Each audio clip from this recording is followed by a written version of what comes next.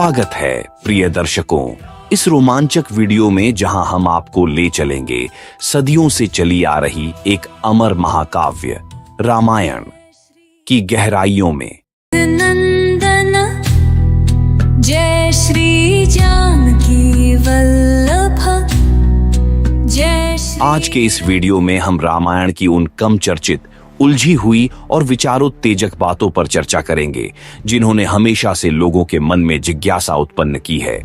लक्ष्मण की 14 वर्षों की नींद रहित तपस्या से लेकर यह सवाल कि राम ने समुद्र को पार करने के लिए पुल क्यों बनाया बजाय उसे चीरने के, हम हर विषय पर प्रामाणिक शास्त्रीय संदर्भों के साथ चर्चा करेंगे।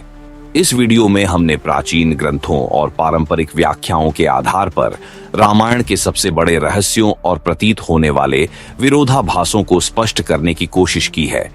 और क्योंकि हमें आपकी समय की अहमियत पता है, हमने विवरण में समय अंतराल के साथ अध्यायों का उल्लेख किया है ताकि आप अपनी रुचि के अनुसार सीधे किसी भी विषय पर जा सकें। आइए जानते हैं इस वीडियो में हम किन रोचक विषयों को कवर करेंगे। लक्ष्मण ने आखिर 14 वर्षों तक नींद क्यों नहीं ली? राम ने सीता से संपर्क करने के लिए अपनी दिव्य शक्तियों का उपयोग क्यों नहीं किया और हनुमान को क्यों भेजा? राम ने समुद्र पार करने के लिए समुद्र को चीरने के बजाय पुल, सेतु क्यों बनाया? सीता को बचाने और लंका तक पहुंचने में राम ने इतना समय क्यों लिया? लक्ष्मण, जो शेषनाग के अवतार थे, इंद्रजीत के जहरीले अस्त्र से कैसे घायल हो गए? क्या राम ने सच में लंका से लौटने के बाद सीता का त्याग कर दिया था? इस वीडियो में हम इन सभी प्रश्नों का उत्तर देंगे और रामायण की गहराई में जाकर इसकी कहानियों के पीछे छिपे आध्यात्मिक और नैतिक संदेशों को समझेंगे। इन सभी विषयों के माध्यम से धर्म, त्याग, भक्ति और राम, लक्ष्मण और सीता द्वारा किए गए नैतिक चुनावों की जटिलताओं को समझने के गहरे सबक मिलते हैं। इस वीडियो के अंत तक हमें उम्मीद है कि आप रामायण की एक गहरी समझ और उसकी कालातीत प्रासंगिकता के साथ आगे बढ़ेंगे। यदि लक्ष्मण और उर्मिला मनुष्य के रूप में जन्मे थे, तो ऐसा कैसे संभव हुआ कि एक 14 वर्षों तक जागता रहा जबकि दूसरी उसी अवधि तक सोती रही? क्या यह इस तथ्य को नहीं दर्शाता कि वे वास्तव में मनुष्य नहीं थे और उनके नश्वर रूप में रहने के विचार का विरोधाभास उत्पन्न करता है? यह वास्तव में रामायण के भीतर एक विरोधाभास है, जहां राम, लक्ष्मण और अन्य पात्रों का वर्णन मनुष्य के रूप में किया गया है, वहीं वे अवतार भी हैं, दिव्य प्राणी जिन्होंने मानव रूप धारण किया है। यह द्वैत प्रकृति रामायण के सार के केंद्र में है। राम और लक्ष्मण भले ही नश्वर रूप में जन्मे थे, लेकिन उनके जीवन में ऐसी घटनाएं हुईं जिन्होंने सामान्य मानवीय सीमाओं को पार किया और उनके दिव्य स्वरूप को प्रतिबिंबित किया। लक्ष्मण का 14 वर्षों तक जागते रहना और उर्मिला का इतनी लंबी अवधि तक सोते रहना किसी मानवीय सहन शक्ति का उदाहरण नहीं है, बल्कि दिव्य हस्तक्षेप और एक रहस्यमयी आदान प्रदान का परिणाम है, जो उनके व्यक्तित्व के अलौकिक पहलुओं को उजागर करता है। रामायण अक्सर मानव और दिव्य पहलुओं को मिलाकर प्रस्तुत करती है, और इस द्वैत को समझना इसके पात्रों की गहराई को जानने के लिए आवश्यक है। राम और लक्ष्मण का उद्देश्य था कि वे मनुष्य की तरह जिएं और व्यवहार करें, सांसारिक चुनौतियों, दुखों और बलिदानों का अनुभव करें, लेकिन महत्वपूर्ण क्षणों में उनका दिव्य स्वभाव सूक्ष्म रूप में प्रकट होता है, जैसे कि लक्ष्मण की 14 वर्षों तक जागते रहने की चमत्कारी घटना। यह द्वैत इस विचार का प्रतीक है कि भले ही वे धरती पर नश्वर रूप में चलते हों, उनके कार्य यह याद दिलाते हैं कि वे एक दिव्य उद्देश्य को पूरा करने वाले अवतार हैं। तो भले ही यह विरोधाभासी प्रतीत हो, यह कथा एक आध्यात्मिक स्तर पर संचालित होती है, जहां मानवीय सीमाएं और दिव्य चमत्कार सह अस्तित्व में रहते हैं और भक्ति, त्याग और धर्म के सबक सिखाते हैं। यदि राम, लक्ष्मण और अन्य पात्रों के पास दिव्य शक्तियां थीं, तो राम ने सीता से संपर्क करने के लिए टेलीपैथी या किसी अन्य चमत्कारी शक्ति का उपयोग क्यों नहीं किया? उन्होंने हनुमान को इतनी खतरनाक यात्रा पर क्यों भेजा? यह एक बेहद विचारोत्तेजक प्रश्न है जो रामायण की कथा की गहरी परत को छूता है। भगवान विष्णु के अवतार होने के बावजूद राम ने धरती पर अपने समय के दौरान जानबूझकर एक मानव के रूप में जीने और व्यवहार करने का निर्णय लिया था। यह निर्णय इसलिए नहीं था कि उनके पास चमत्कार करने की शक्ति नहीं थी, बल्कि इसलिए था क्योंकि उनके अवतार का उद्देश्य धर्म, धार्मिक कर्तव्य की रक्षा करना और मानवता के लिए एक आदर्श प्रस्तुत करना था। हनुमान को सीता की खोज में भेजकर राम ने कई महत्वपूर्ण मूल्यों को दर्शाया। टीम वर्क और विश्वास का महत्व। राम ने दिखाया कि एक दिव्य मिशन को भी सफल होने के लिए सहयोग, निष्ठा और साथियों के प्रयास की आवश्यकता होती है। हनुमान की लंका यात्रा निस्वार्थ सेवा और एक महान उद्देश्य की प्राप्ति के लिए समर्पण के महत्व का प्रतीक है। अपने भक्तों पर विश्वास। राम का हनुमान पर भरोसा उनके साहस, समर्पण और क्षमताओं पर उनकी अटूट आस्था को दर्शाता है। यह इस बात का उदाहरण है कि हर चीज स्वयं करने के बजाय दूसरों को उनकी पूर्ण क्षमता तक पहुंचने के लिए प्रेरित करना अधिक महत्वपूर्ण है। मानवीय सीमाओं का पालन। राम दिव्य शक्तियों जैसे टेलीपैथी का उपयोग कर सकते थे, लेकिन ऐसा करने से उनके एक मानव के रूप में जीवन जीने और सांसारिक चुनौतियों का सामना करने के उद्देश्य का विरोध होता।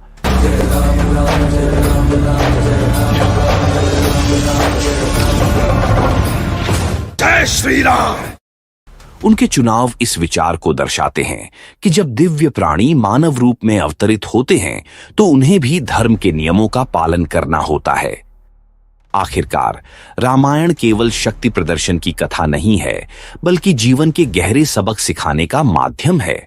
दिव्य शक्ति का उपयोग न करके राम यह संदेश देते हैं कि दृढ़ता, भक्ति और टीम वर्क जैसे मूल्य कहीं अधिक महत्वपूर्ण हैं, और यही वे मूल्य हैं जो नश्वर जीवन में धर्म का अनुसरण करने वालों के साथ प्रतिध्वनित होते हैं।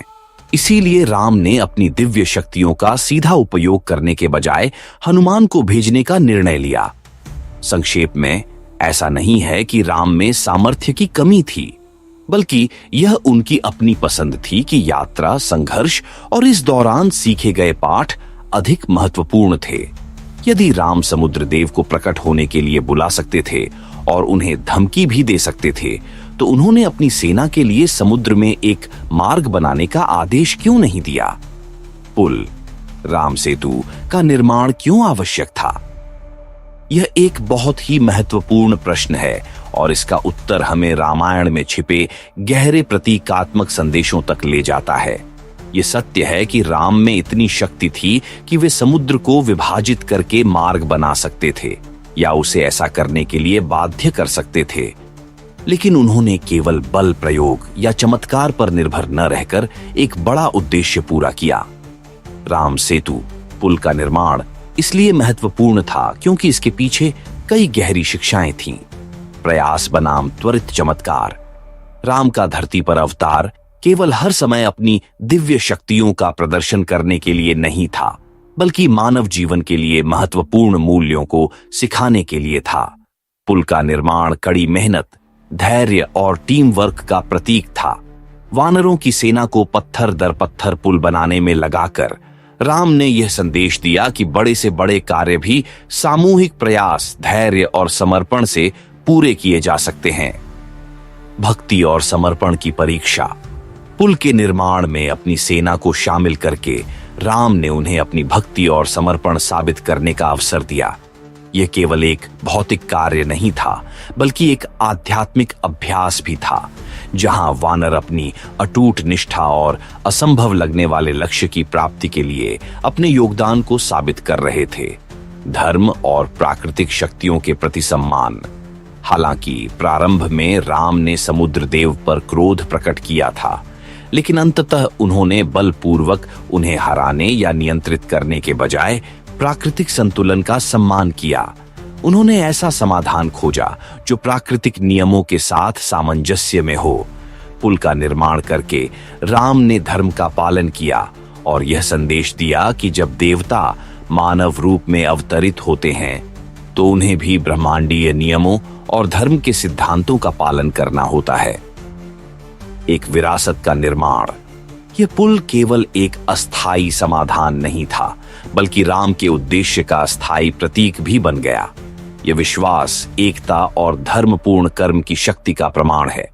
यहां तक कि आज भी राम सेतु की कहानी हमें यह प्रेरणा देती है कि कैसे मानव प्रयास और दिव्य मार्गदर्शन मिलकर असंभव को संभव बना सकते हैं। संक्षेप में, भले ही राम आसानी से समुद्र को विभाजित कर सकते थे, पुल का निर्माण करना एक बड़ा उद्देश्य पूरा करता था। प्रयास, धर्म और भक्ति के ऐसे पाठ सिखाना जो पीढ़ियों तक प्रेरित करते रहेंगे। यदि राम चाहते तो सीता को जल्दी से बचाने को प्राथमिकता देकर पुल बनाने में लगने वाला समय बचा सकते थे, तो फिर उन्होंने ऐसा क्यों नहीं किया? क्या सीता को तुरंत बचाना अधिक धर्मपूर्ण नहीं होता, बजाय उनके उद्धार में विलंब करने और दुनिया को एक नया सबक सिखाने के? यह वास्तव में राम के कार्यों से उत्पन्न होने वाले प्रमुख नैतिक प्रश्नों में से एक है। पहली नजर में ऐसा लग सकता है कि पुल का निर्माण करने के राम के निर्णय ने सीता के कष्टों को अनावश्यक रूप से लंबा कर दिया, लेकिन राम के कार्यों को धर्म के दृष्टिकोण से समझा जा सकता है, जो रामायण में कई स्तरों पर काम करता है। आइए गहराई से देखें कि राम ने ऐसा क्यों किया। धर्म केवल व्यक्तिगत आवश्यकताओं के बजाय सामूहिक भलाई के लिए होता है। सीता को जल्दी से बचाना निश्चित रूप से महत्वपूर्ण था, लेकिन भगवान विष्णु के अवतार के रूप में राम का उद्देश्य उनके व्यक्तिगत जीवन से कहीं आगे तक फैला हुआ था। उनका लक्ष्य था रावण, जो तीनों लोकों में धर्म को बाधित कर चुका था, का वध करके ब्रह्मांडीय संतुलन बहाल करना। पुल का निर्माण केवल एक तार्किक आवश्यकता नहीं था, बल्कि एक व्यापक दिव्य योजना का हिस्सा था, जिसमें सहयोगियों को एकजुट करना, भक्ति की परीक्षा लेना और आने वाली पीढ़ियों को प्रेरित करना शामिल था। यदि राम ने लंका तक पहुंचने के लिए किसी दिव्य उपाय का उपयोग किया होता, तो कथा का नैतिक और आध्यात्मिक महत्व समाप्त हो जाता। कठिन और लंबा मार्ग अपनाकर उन्होंने यह दर्शाया कि धर्म अक्सर धैर्य, दृढ़ता और सामूहिक प्रयास की मांग करता है, भले ही व्यक्तिगत स्तर पर दांव बहुत ऊंचे क्यों न हो। प्राकृतिक नियमों और शक्ति के संतुलन का सम्मान, प्रकृति पर बलपूर्वक अपना प्रभुत्व जमाने, जैसे समुद्र को विभाजित करने या लंका तक तुरंत पहुंचने के बजाय राम ने प्राकृतिक संतुलन का सम्मान किया और उसके साथ सामंजस्य बनाकर समाधान खोजा। यह निर्णय उनके धर्म के प्रति समर्पण को दर्शाता है, जो ब्रह्मांड के साथ सामंजस्य और चुनौतियों के सामने विनम्रता को महत्व देता है। अपने सहयोगियों को सशक्त बनाना और अंतिम युद्ध की तैयारी करना। पुल बनाने में जो समय लगा वह व्यर्थ नहीं गया। यह तैयारी का एक चरण था, जिसके दौरान राम की सेना ने अपना संकल्प मजबूत किया, आगामी युद्ध के लिए रणनीति बनाई और अपनी निष्ठा साबित की। यह तैयारी आवश्यक थी, क्योंकि रावण केवल सीता को बंधक बनाकर नहीं बैठा था, वह एक विशाल सशस्त्र सेना का नेतृत्व कर रहा था, जिसे हराना धर्म की पुनः स्थापना के लिए आवश्यक था। सीता का साहस और विश्वास का प्रतीक होना। सीता भी इस कथा में एक महत्वपूर्ण भूमिका निभाती है। अपने बंदी जीवन के बावजूद उन्होंने अपने विश्वास और अपने धैर्य को नहीं छोड़ा। उन्होंने अपने कष्टों को गरिमा और राम के प्रति अटूट विश्वास के साथ सहन किया। उनकी सहन शक्ति और धैर्य आंतरिक शक्ति का प्रतीक है और यह दिखाते हैं कि धर्म के मार्ग पर चलते हुए कभी कभी एक उच्च उद्देश्य के लिए कठिनाइयों को सहना पड़ता है। यह घटना रामायण की एक बड़ी सीख को दर्शाती है। धर्म हमेशा त्वरित समाधान या तत्काल सुख प्राप्ति से संबंधित नहीं होता। यह अक्सर ऐसे कठिन निर्णय लेने की मांग करता है जो व्यक्तिगत इच्छाओं के बजाय सामूहिक भलाई को प्राथमिकता देते हैं। पुल का निर्माण करके और अपनी सेना को चरणबद्ध तरीके से लंका तक ले जाकर राम ने यह सिखाया कि चाहे वह युद्ध में हो या जीवन में, सच्ची विजय केवल धर्मपूर्ण कर्मों से मिलती है, शॉर्टकट से नहीं। संक्षेप में, भले ही ऐसा प्रतीत हो कि राम के इस विलंब ने सीता के कष्टों को बढ़ा दिया, लेकिन उनके कार्य एक व्यापक ब्रह्मांडीय योजना का हिस्सा थे, जिसका उद्देश्य संतुलन बहाल करना, अधर्म का अंत करना और विश्वास, भक्ति और धर्म पर आधारित कालातीत पाठ सिखाना था। यह हमें याद दिलाता है कि धर्म का मार्ग कभी आसान नहीं होता, लेकिन यह अंततः स्थायी शांति और न्याय की ओर ले जाता है। यदि लक्ष्मण शेषनाग सभी सर्पों के दिव्य राजा के अवतार थे, तो इंद्रजीत के उस अस्त्र में मौजूद विष का उन पर प्रभाव कैसे पड़ा? क्या उन्हें विष से प्रतिरक्षित नहीं होना चाहिए था क्योंकि वे सर्पों के स्वामी थे? यह विरोधाभास रामायण की गहरी प्रतीकात्मक और आध्यात्मिक व्याख्याओं में छिपे अर्थ को उजागर करता है। लक्ष्मण की दिव्य उत्पत्ति के बावजूद यह घटना समझ में आ सकती है। आइए जानें कि ऐसा क्यों हुआ। अवतार की अवधारणा। मानवीय सीमाएं लागू होती हैं। यद्यपि लक्ष्मण शेषनाग के अवतार थे, फिर भी धरती पर अपने समय के दौरान वे एक मानव के रूप में जीते थे और नश्वर जीवन की सीमाओं, कमजोरियों और भावनाओं का अनुभव करते थे। यह देवताओं द्वारा किया गया एक जानबूझकर निर्णय था जब उन्होंने राम, लक्ष्मण और अन्य रूपों में अवतार लिया। वे धरती पर अपनी अजेयता का प्रदर्शन करने के लिए नहीं आए थे, बल्कि एक ब्रह्मांडीय मिशन को पूरा करने के लिए यहां आए थे, जिसमें मानवीय अस्तित्व के नियमों और सीमाओं का पालन करना भी शामिल था। इस संदर्भ में लक्ष्मण का विष से प्रभावित होना उनके नश्वर अनुभव का हिस्सा माना जा सकता है। जिस प्रकार राम विष्णु के अवतार होने के बावजूद दुख और कठिनाइयों का सामना करते हैं, उसी प्रकार लक्ष्मण को भी अपने सांसारिक जीवन के दौरान पीड़ा और मृत्यु के करीब अनुभवों से गुजरना पड़ा। इंद्रजीत का अस्त्र साधारण नहीं था। रावण का पुत्र इंद्रजीत कोई साधारण योद्धा नहीं था। वह दिव्य अस्त्रों और युद्ध कला का अद्भुत ज्ञाता था, जिसने स्वयं भगवान ब्रह्मा से वरदान और प्रशिक्षण प्राप्त किया था। जिस अस्त्र ने लक्ष्मण को घायल किया, जिसे अक्सर शक्ति अस्त्र कहा जाता है, वह केवल विष से युक्त नहीं था, बल्कि उसमें अपार रहस्यमय और दिव्य ऊर्जा भी थी।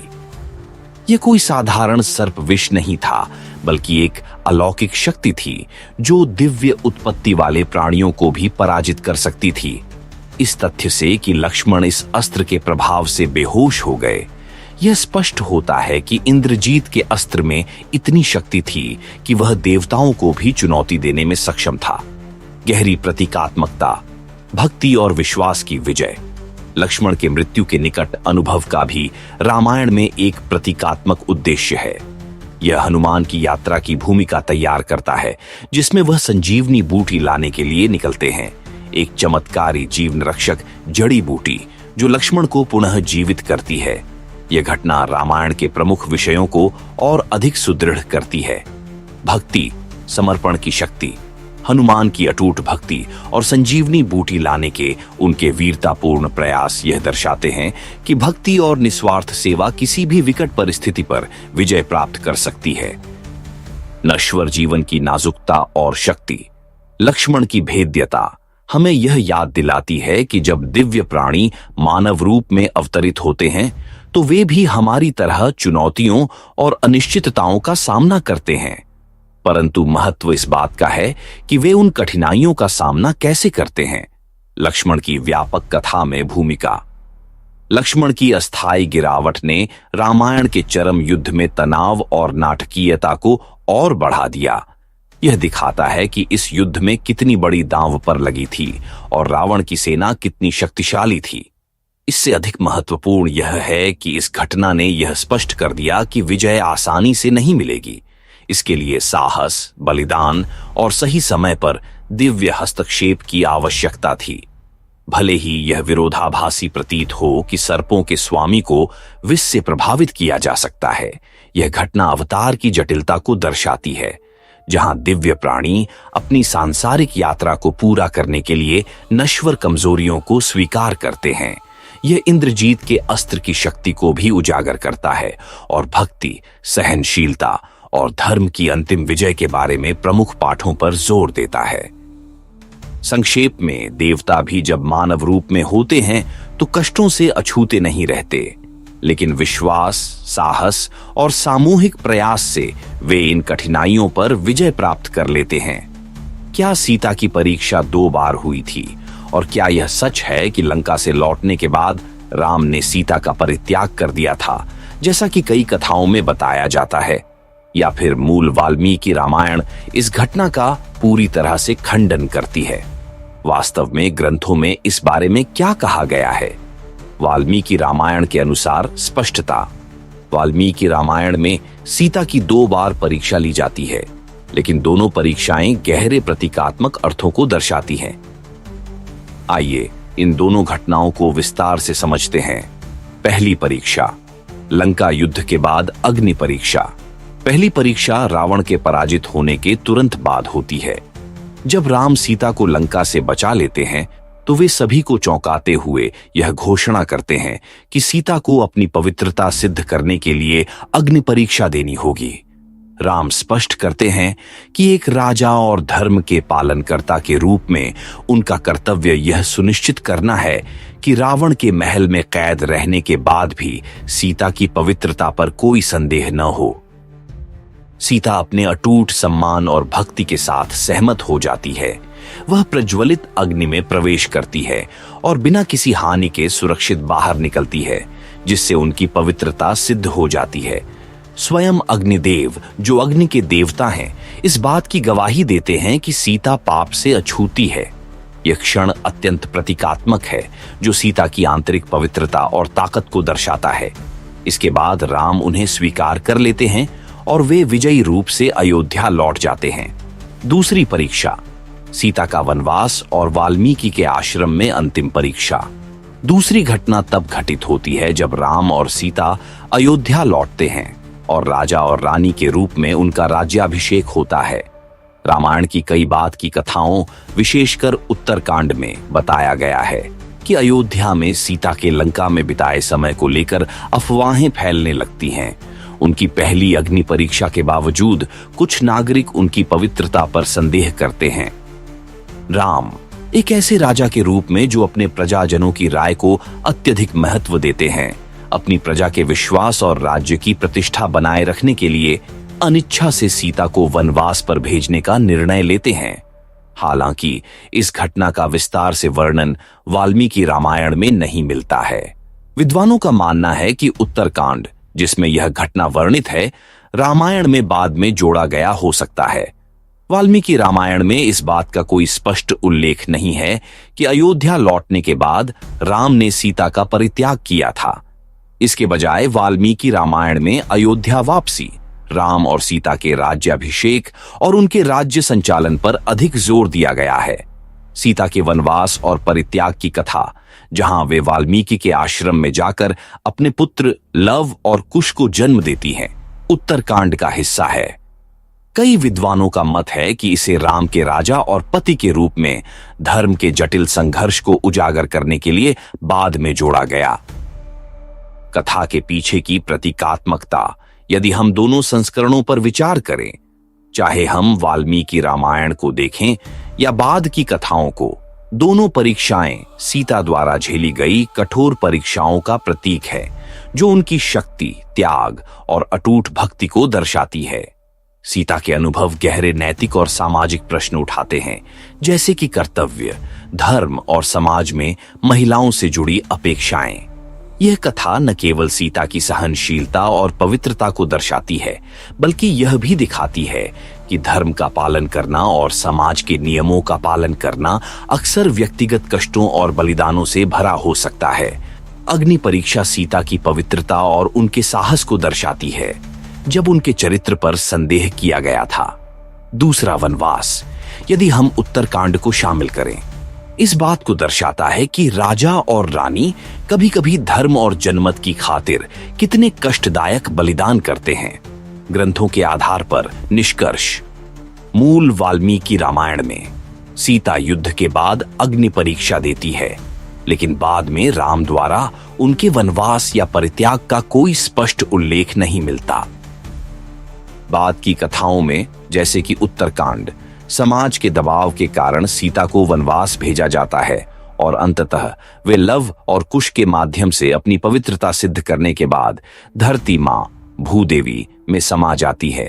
यह अस्पष्टता ही वह कारण है कि रामायण को समय समय पर अलग अलग तरीकों से व्याख्यायित किया जाता है। सीता की यह कथा धर्म, न्याय और प्राचीन तथा आधुनिक समाज में महिलाओं की भूमिकाओं को लेकर गहरे प्रश्न उठाती है। यह वास्तव में एक गहरा और महत्वपूर्ण प्रश्न है। हम अक्सर कहते हैं कि राम ने अपना जीवन इस प्रकार जिया कि उनके जीवन के हर पहलू ने आने वाली पीढ़ियों के लिए एक उदाहरण स्थापित किया। हम यह भी जानते हैं कि राम सीता से अत्यंत प्रेम करते थे, इतना अधिक कि उन्होंने उन्हें वापस लाने के लिए लंबी यात्राएं की, कई कठिनाइयों का सामना किया और एक बड़ा युद्ध भी लड़ा। लेकिन आपका प्रश्न एक महत्वपूर्ण चिंता को सामने लाता है। क्या इन परीक्षाओं, विशेष रूप से अग्नि परीक्षा और कुछ कथाओं के अनुसार बाद के वनवास ने एक ऐसी मिसाल नहीं छोड़ी जिसने अनजाने में पुरुषों को कलयुग में महिलाओं की निरंतर परीक्षा लेने और उन्हें आज भी अन्यायपूर्ण और कठोर व्यवहार का शिकार बनाने का आधार दे दिया? यह चिंता बिल्कुल उचित है और यह इस बात पर प्रकाश डालती है कि प्राचीन कथाएं समय के साथ अलग अलग तरीकों से व्याख्यायित की जा सकती है। राम के कार्य, विशेष रूप से सीता की परीक्षाओं के संदर्भ में, धर्म और उनके पति तथा राजा के रूप में उनके कर्तव्यों की गहरी समझ पर आधारित थे।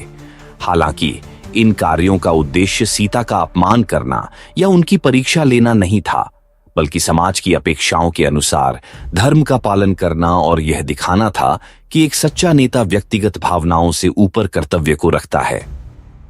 धर्म के संदर्भ को समझना। त्रेता युग में धर्म का अर्थ बहुआयामी था। यह व्यक्तिगत मूल्यों के साथ साथ सामाजिक कर्तव्यों को भी शामिल करता था। सीता की परीक्षाएं राम के प्रेम या विश्वास की कमी से प्रेरित नहीं थीं, बल्कि उनकी यह जिम्मेदारी थी कि वे अपनी प्रजा की धारणाओं को भी संबोधित करें। राम अपने प्रेम और अपने राजा के कर्तव्य के बीच फंसे हुए थे। उनके कार्य यह दर्शाते हैं कि जब व्यक्तिगत सुख और सार्वजनिक कर्तव्य के बीच टकराव होता है, तब नैतिक और धार्मिक दुविधाएं उत्पन्न होती हैं। कलयुग में गलत व्याख्या। दुर्भाग्यवश कलयुग में जहां धर्म के मूल्य कमजोर हो गए हैं, राम के कार्यों के गहरे संदर्भ को अक्सर गलत समझा या गलत रूप में प्रस्तुत किया जाता है। कुछ पुरुष इन परीक्षाओं की व्याख्या इस तरह कर सकते हैं मानो यह महिलाओं पर नियंत्रण या उनके प्रति अनुचित व्यवहार को सही ठहराता हो, जो राम के चरित्र की मूल भावना के बिल्कुल विपरीत है।